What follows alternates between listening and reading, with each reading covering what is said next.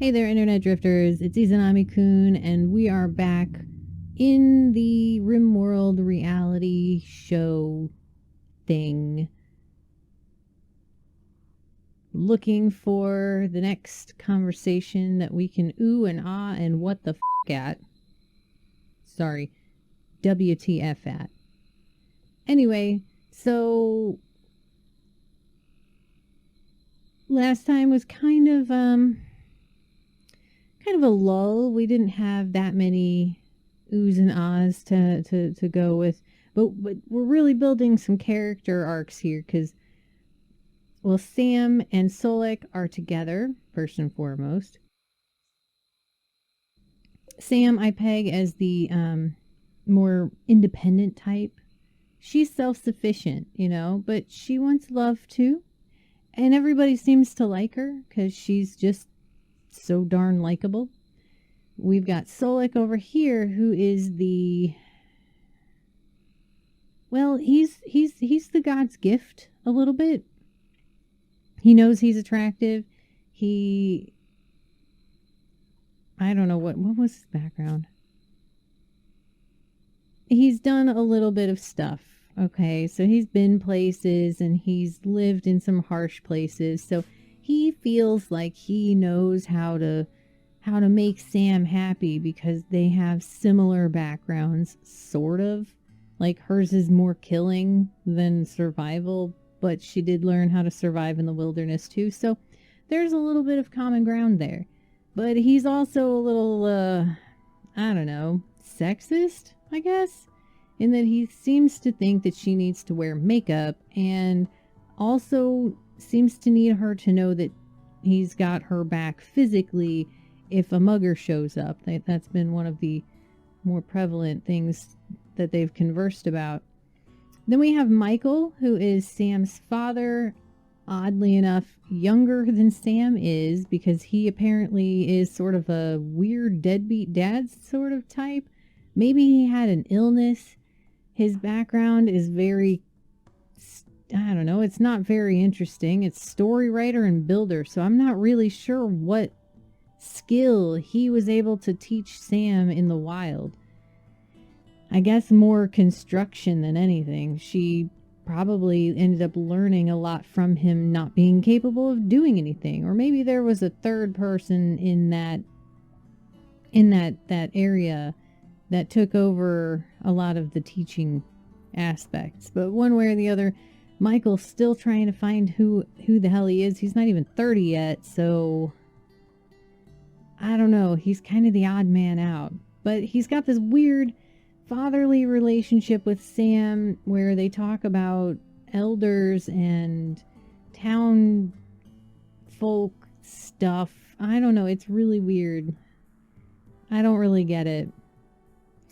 And then we have Gutierrez, who is the true outlier of all of them because she's dressed differently, for starters. And I did that on purpose because she's the melee person, so she got the best armor. But that ended up being kind of a little bit more singled out than I intended her to be because she also is the only overweight one. Michael's bigger, but I don't know that he's overweight necessarily. He might be, but it's hard to really tell if he's overweight or if he's just like built, Gutierrez is definitely a little overweight and built.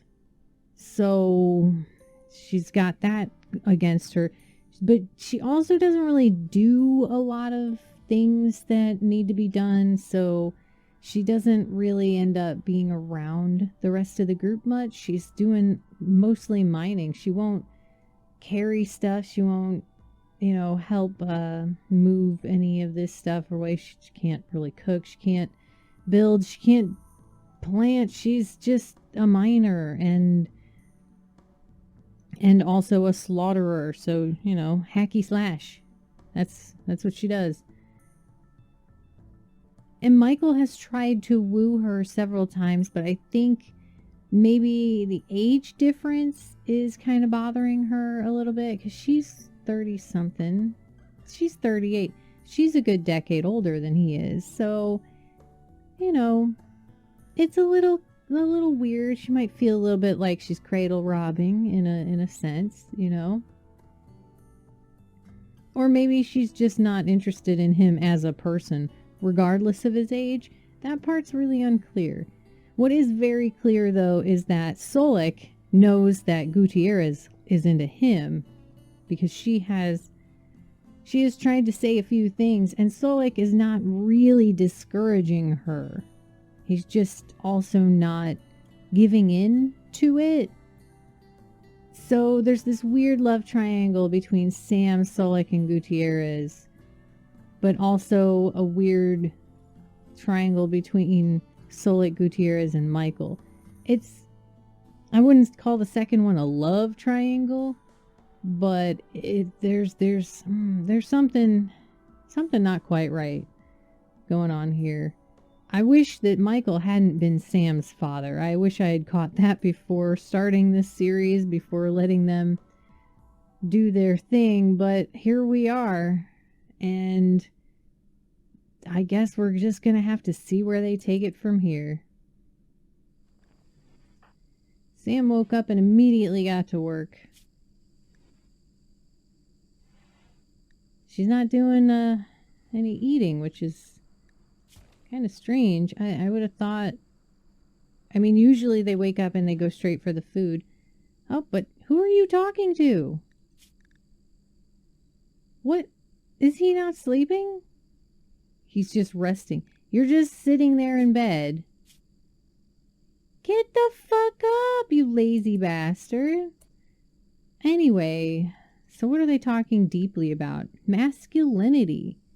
That is a much needed conversation here, because I think Solik's got a little bit of that toxic masculinity creeping in a little bit. I don't know. I hope that they talked a little bit more about the fact that, you know,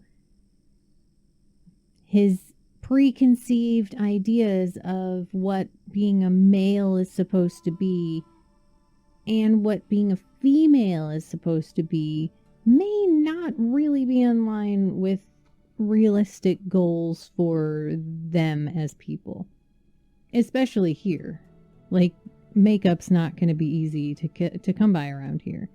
So he might need to just let that go. And he might need to let go of this idea that he has to posture and take care of her in a physical sense. Like, she knows how to take care of herself. She's fine. She's a better shooter than you, I think. Or maybe not. Maybe he was slightly better. One way or the other, they're pretty much about the same. One was 11, one was 12. So, okay, yeah. So he was 12, she's 11. But still, you know, like maybe reel that back in a little bit. You don't have to be all I'll take care of you in order for, you know, the relationship to thrive. Meanwhile, I wish she would tell him to get the fuck out of bed, because this is weird.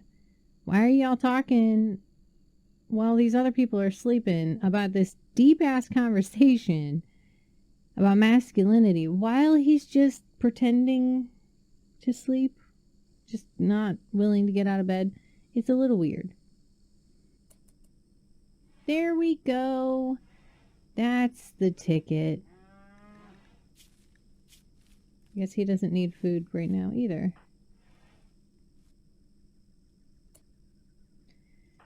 Oh, and now Gutierrez is upset because somebody was moving outside.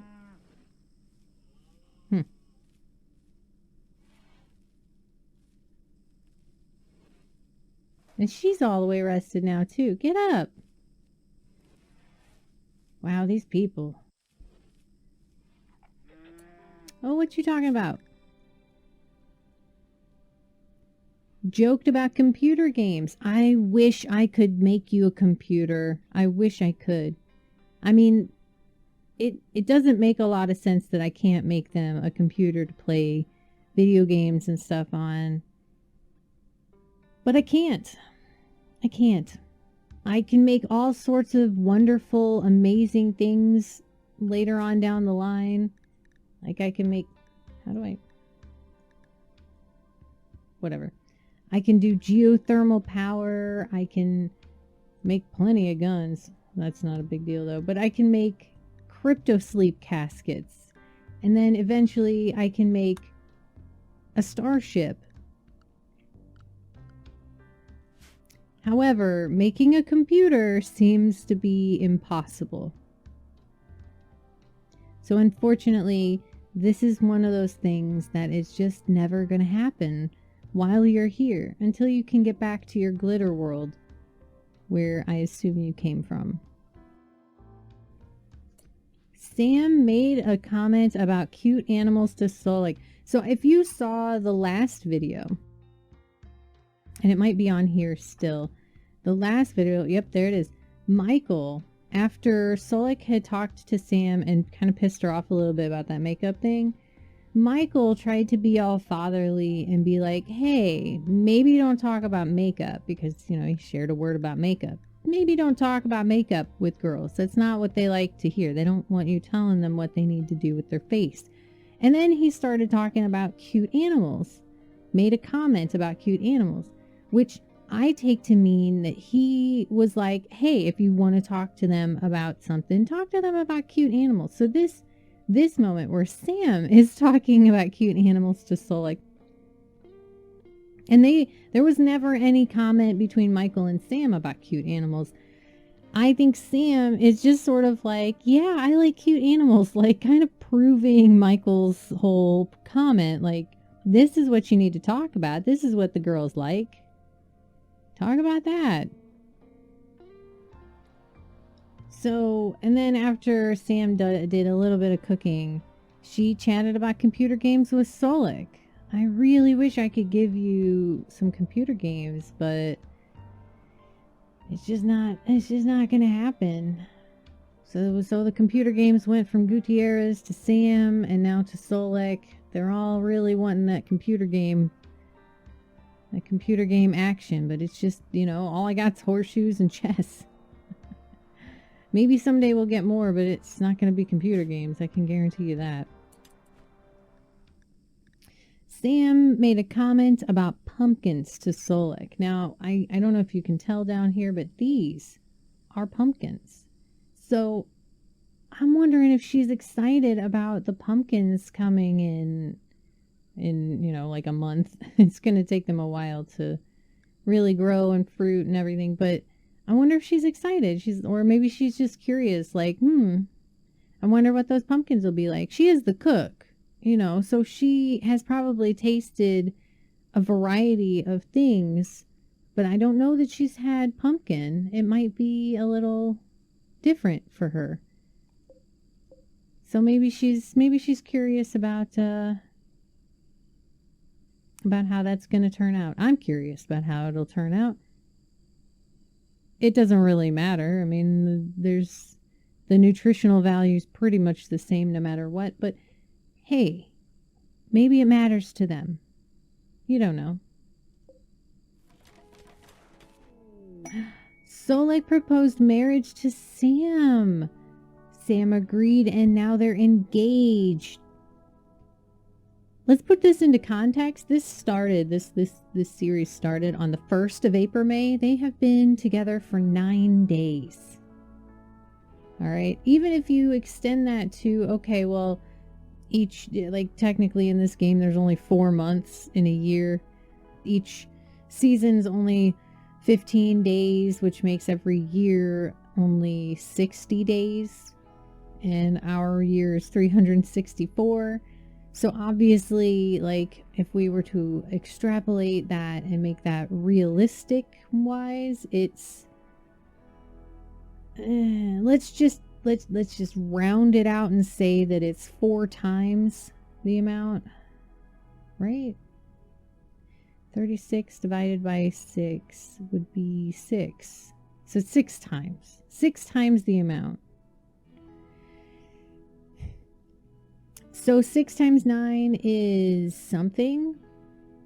What is that? 54 days. So they've been together for, in a realistic setting, doing the math, about 2 months. That does not feel long enough to then suddenly be engaged. But I guess we don't know how long that engagement's going to last. It could fall apart, or it could last a whole year before they get married, or they'll get married and Lord, that's does this shit happen on real reality shows? Like, do they get engaged after a couple months? I don't know. It just seems like a bit fast. Solik exchanged thoughts about the morality of poverty with Sam. Like, whether or not being poor is morally good or bad? Or are we talking about like the social structure that allows for poverty to even exist? In which case, is that really a discussion of morality, or is that a discussion of possibility? Because I don't know if there is really a possibility of poverty to not exist in any context. For it to not exist in the context that we think about it, sure. But if we eradicated poverty in the way we define it, in a few hundred years, there would just be another poorness to take over that. It just means something completely different than it does now. So what exactly are you trying to say here? I mean, it seems very like a very privileged conversation to discuss whether or not poverty is morally good or bad. I mean, because if you're discussing the morality of something, that's what it is. If it's morally good or morally bad, you can't really. I don't know how to take a morality discussion any other way than by saying, is this good or bad? Morally, like not just like, does it feel good or bad, but like morally, is this good or bad in the grand scheme of the entire universe? Does God think that it's bad for this to happen? Or does he think that this is good for this to happen? Or whatever. Do the spirits look down on you when you're poor? Like, what? I don't understand how that conversation even makes sense. Do people have conversations? Has this conversation happened in reality? Like, do people truly think out there? Are there people that really believe that poor people are just morally bad people and that's why they're poor? I mean, I guess I shouldn't be surprised that that's a possibility, but like, what? It's not exactly a choice. And I feel like morals have to be something that you can choose to do or choose not to do. And poverty is not something you choose to be or not to be. And that's not how that works. So I don't know that there's ever a case to discuss the morality of poverty, except to say, no, there's no way to ascribe a moral anything to being poor. You can do good things as a poor person just as easily as you can do bad things as a rich person. So I don't know. That conversation bothers me a little bit. What about you? Let me know in the comments. This is one that might spark up a debate or something. It just seems very very hot topic, button issue sort of thing that I maybe have never known about and just stumbled upon by accident. Or maybe it doesn't really exist and I'm just throwing this all out of proportion. I don't know. Let me know what you think. Minor break risk. What is your problem, Michael? What's going on? What's your needs? Yes, you want an impressive bedroom. Everybody fucking does, it seems. Disturbed heap. Why did you eat without a table? I need to build a table down here, don't I? Man, why is it so cold in here? That's crazy.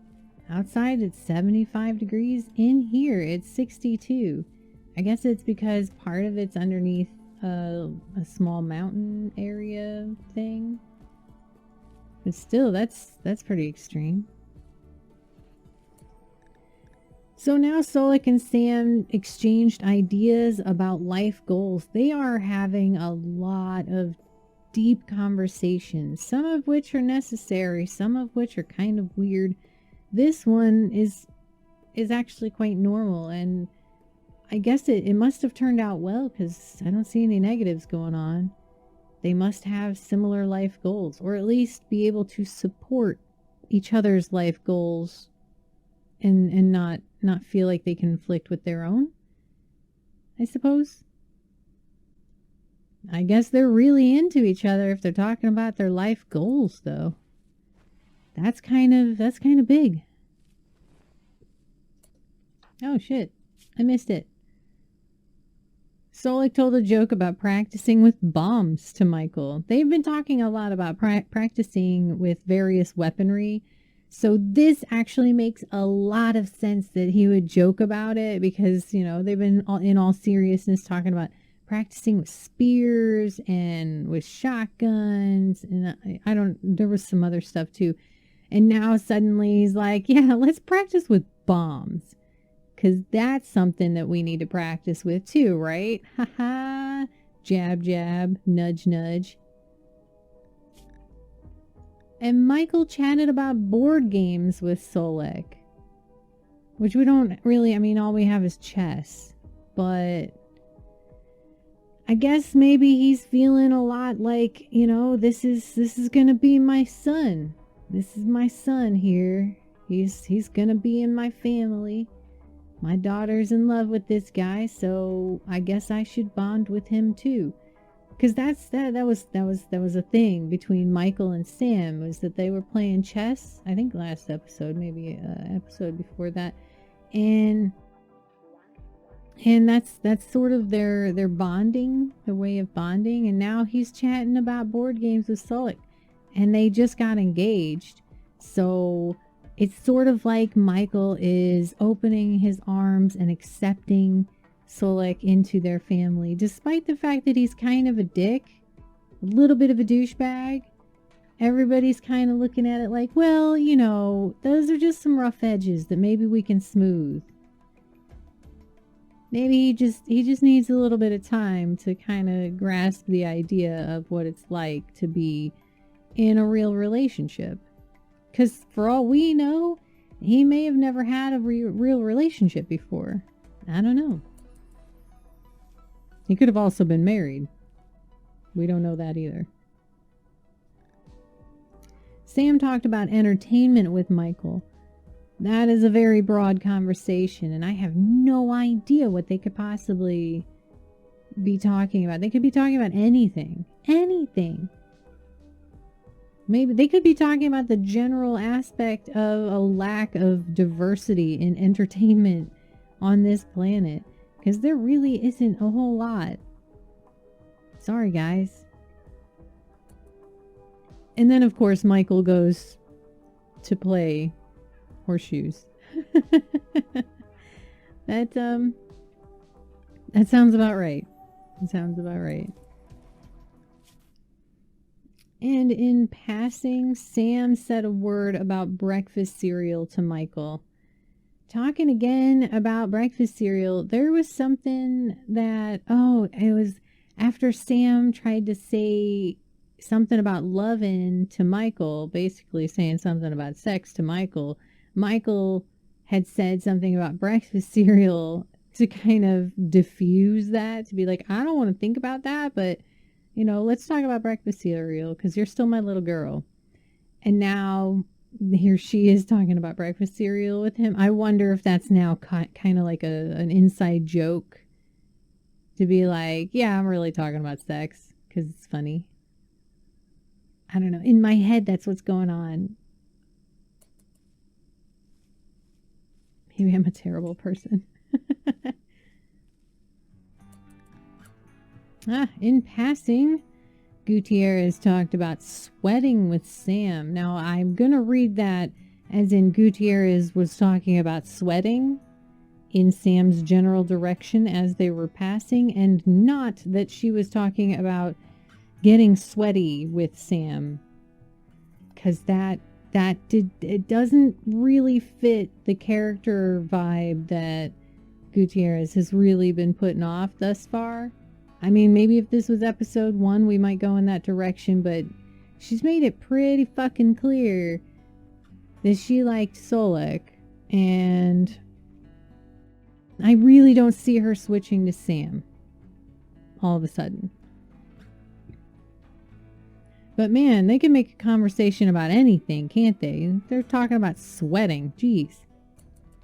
I guess it wasn't in passing, though. It wasn't like a serious conversation or anything. Solek spoke about fighting bisons with Michael. This boy will not quit. Talking about fighting a bison or multiple bisons with, like, seriously? I guess it's one of those male conquest stories that I don't know if he's talking about having actually done this or just like in theory if they were going to, like, how would they do it sort of thing. But either way, like, dude, this might actually happen. So if you have something to say, you might need to back it up or put your foot in your mouth later. I'm just saying. And then Michael and Solek talk deeply about the meaning of life, because that makes perfect sense. Because when you're talking about fighting bisons, the idea that you're going to die from fighting a bison is probably going to come up at some point. Those things are massive beasts. So then it's just natural from thinking about death to going to the meaning of life. So yeah, let's discuss the meaning of life with my fucking son-in-law to be. That is a perfect way to spend a Sunday afternoon. I don't know if it's Sunday, but it might as well be, man. It might as well be. You are not eating that in the fucking freezer. Eat it at the table, you weirdo. Oh, I didn't even see the little thing. Sam chatted about craps with Michael. Again, we don't have any place where you can play dice games. I'm sorry, it's never going to happen. I don't know why they have this fixation on playing with dice. I hate that word. I don't know what, and this is the second time they've talked about craps specifically. I think involving Michael. I wonder if Michael really enjoys that game. It's not going to happen. You guys need to overcome this, this desire and just move on. Or, break the game and make it yourself. I don't know. One way or the other, I can't help you with that. Gutierrez and Sam chatted about hairstyles. No one will ever know since you're all wearing helmets, but, I guess a girl's got to stay true to the girl conversations or something. I don't know. I don't know that there's not that many times when I've in my life talked about hairstyles, but it has happened, so I guess I'll give it a pass. It just seems a little unnecessary. Oh God, that happened quick. Solek and Sam joked about savory foods, which of course they would, because it was the red pepper that made Sam just sploosh into this whirlwind of a relationship. And then Sam said a word about practicing roulette to Solek, which, no. Russian roulette is bad. Bad. We don't do that here. You shouldn't do it anywhere. It's bad.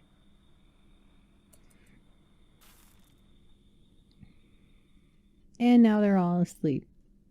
Now, I know I usually do 2 days of of activity and conversations in each video, but I have not been feeling great the past few days, so I am going to end it here and give you something to look forward to next time, because apparently there's going to be a wedding at some point. I don't know, it could be next episode, could be in 3 episodes, I don't know, it could be never, for all I know.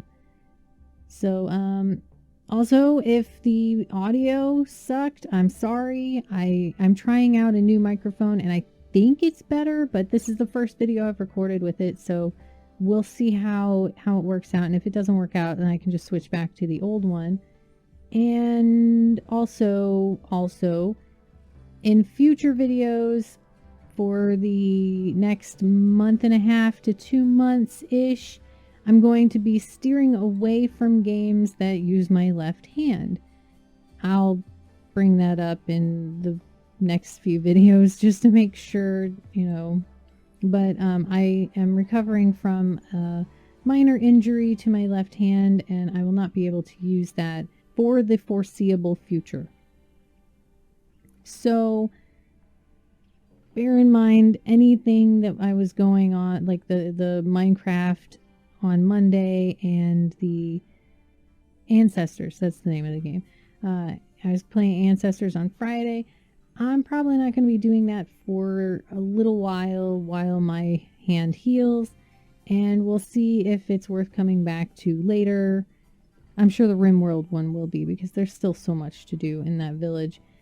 But I don't know about Ancestors. Let me know in the comments how you feel about Ancestors, if it's something that I should just leave as it is, or if there's anything that you really want to see.